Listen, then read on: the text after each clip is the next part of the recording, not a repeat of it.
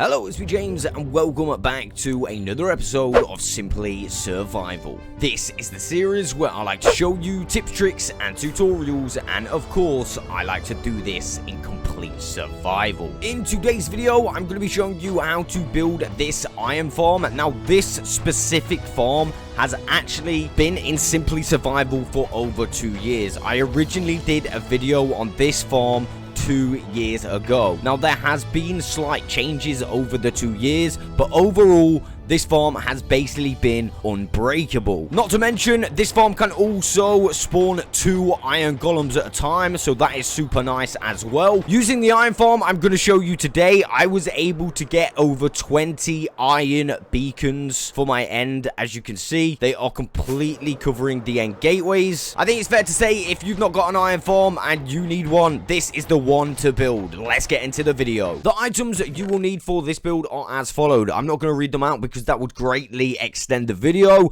and I want this to be as short as possible for you guys. So instead, pause the video right now. I should also mention that the minecarts and the rails are part of this build, although you will get them back at the end. This is just going to make villager transportation 10 times easier. I'm going to show you the method during this video, so I would definitely set up yourself a track and a rail before you start the build. You're also going to need 20 villagers. You can see the location of my 20 villagers are well over 100 blocks away from the location of where I'm going to build my iron farm. I'm going to be building my iron farm here, and you can see that all the way over there are my villagers. This is to prevent any linkage before we start making the farm. So once of course you have your rail set up and of course your 20 villagers and all the items, you are ready to go. Step number 1, we want to place down 2 double chests with 4 hoppers going directly into those double chests, a little bit like this. Step number 2, we are going to place 4 campfires on top of those hoppers just like this, and then we're going to grab our glass and simply on each side add a couple pieces of glass so the campfires are completely surrounded. After that, we're going to double the glass up, making it too high, just like this, going all the way around. At this point, we want to grab our buttons. Any side, you want to place 2 buttons and then go to the opposite side. You might not be able to see them properly because of the smoke, and then we're simply going to place the other 2 buttons this side, and now we have 4 buttons. The reason we've put the 4 buttons is because we're going to extend this one more time like this, and then we are going to add a bucket of lava. And if you hadn't guessed already, the buttons stop the lava from dropping down. At this point, you want to crouch and go all the way around the top with magma blocks just like this. After you've added the magma blocks, we simply want to find the 2 center blocks, which is these 2, and then we're going to go 5 blocks out. So that's 1, 2, 3, 4, and 5. And then I'm simply going to bring that back to the center. And I'm going to want to do that on all 4 sides. And at this stage, you should have something that looks a little bit like this. Now we're going to go to any edge and simply go 1, 2 blocks like that, and then the same on this side, and of course we're going to do that on all 4 sides. And now we should have something that looks a little bit like this. Of course now we want to try and link these up, and it is super simple to do so. We're simply going to go 1, 2, and 3, and then we're going to stretch across here and go 1, 2, and 3, and now we can fill this center part in with our block of choice. Of course it doesn't need to be white concrete. I have just picked this to make it more aesthetically pleasing. Now I'm going to do this step to all 4 sides. At this point we should have a small looking circle like this, and now of course we need to add a wall to the outside. To do that I'm going to use a combination of solid blocks of choice and holder blocks. The reason I'm using the holder blocks is because I'm going to use the holder blocks for the corners, and that means I can remove them after, meaning I use less solid blocks. Of course, you can literally just go around with the full solid blocks if you want. However, I think it looks a little bit nicer if you, just remove these temporary ones after, like the corners. What I'll do is time-lapse this so you can see what I'm doing, and I will be back.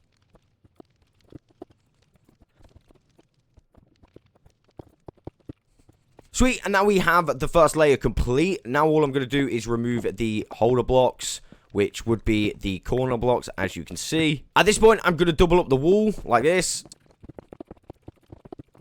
And at this point, once we've got a too high wall, we're going to grab some leaves to prevent the iron golem spawning on the outside. And then after we've covered it in leaves, we're going to cover the whole thing in string. Now this will prevent any lightning from striking our leaves and setting them on fire. With the string and the leaves added, we're now ready to jump inside and we're going to make a platform for our beds. To do that, we're simply going to find the 2 middle blocks, come out by 2, and then simply add 4 blocks. Once I've added those 4 blocks, I'm going to remove these 4 blocks because that is exactly the right amount of space where this platform needs to be, and it is the same that side. So we want to be 2 blocks away from this wall, so you can literally link it to the wall, destroy 2 blocks, and then of course link this whole platform together. And now our platform is complete, 2 from each side. We are ready to add our beds. Notice how I've also directed the platform in the direction of where my villagers are. This is because I'm going to have a villager pod this side and this side. And now we can simply start placing down the beds. All I'm going to do is start in the middle and work my way to the edge, a little bit like this, and for some reason they're lagging a little bit, but not to worry. I'm going to add the remaining few to this row, and then of course I'm going to go back to the middle and place a few more beds here, and then work my way to the outside.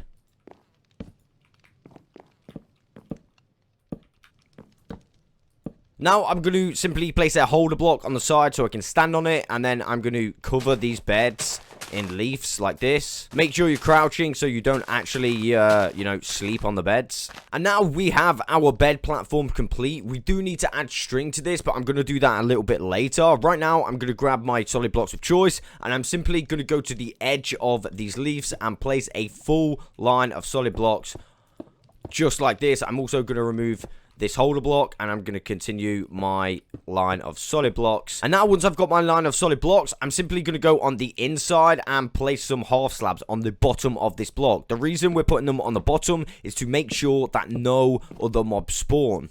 So I'm going to go all the way along, placing my half slabs, and then I'm going to grab some solid blocks and completely surround these half slabs in solid blocks, a little bit like this. Of course, I'm going to bring it all the way down and all the way around. And now on the sides and the back, I'm going to go one more with the solid blocks of choice.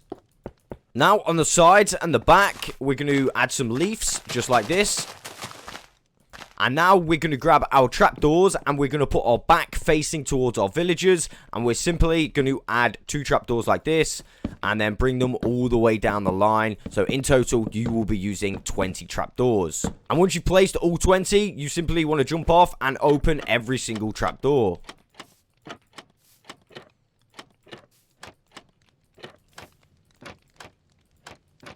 At this stage, let's go ahead and put a temporary block on the front, like so. And once you are up to this stage, you're going to want to copy and paste this side. So I'm going to do that, and I shall be back. Sweet. At this point, we are pretty much ready to bring our villagers. But before I do, I'm actually going to add a little bit of string to these leaves, just so I don't forget at the end.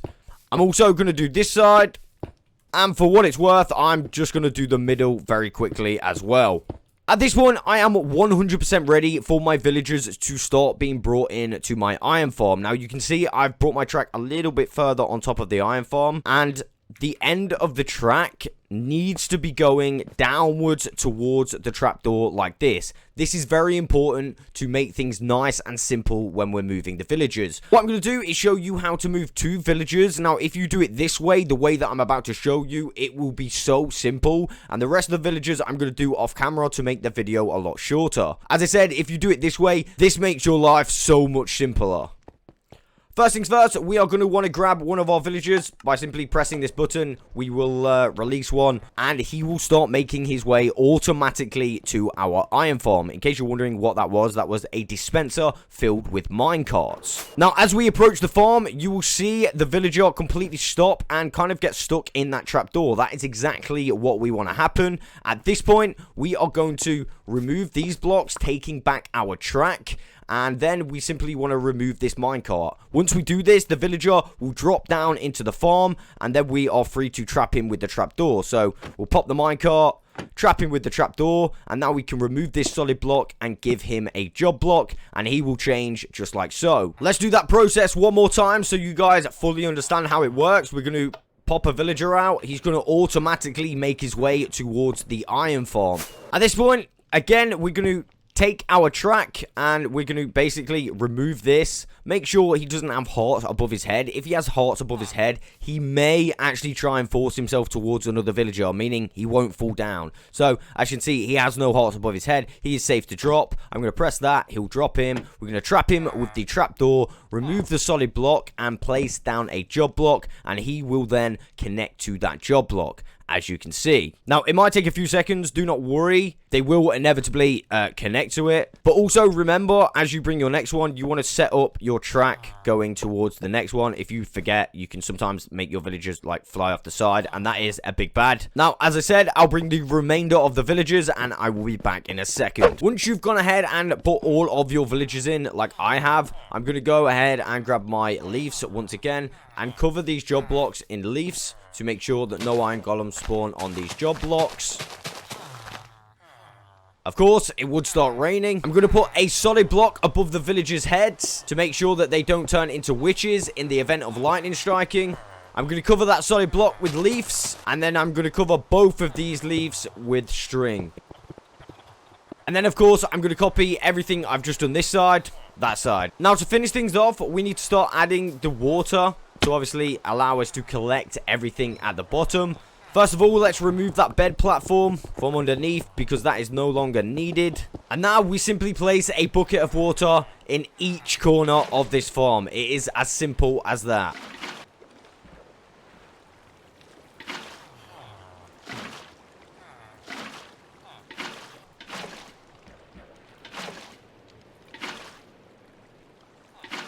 I got the final couple buckets of water. I got one this side, and that should be complete. You can see that the water perfectly goes to the center, allowing us to collect everything that this farm will produce. And there we have it. That is farm complete. Now, I did have to wait for some reason 10/20 minutes for this farm to activate. That has not been always the case. Sometimes this farm has pretty much started instantly. But what I'm trying to say is, if your farm doesn't start producing iron straight away, do not worry. Wait 10 or 20 minutes and it should activate. If you're having any more trouble, feel free to join the Jam Fam Discord server. But that is farm complete, and I will catch you on the next one.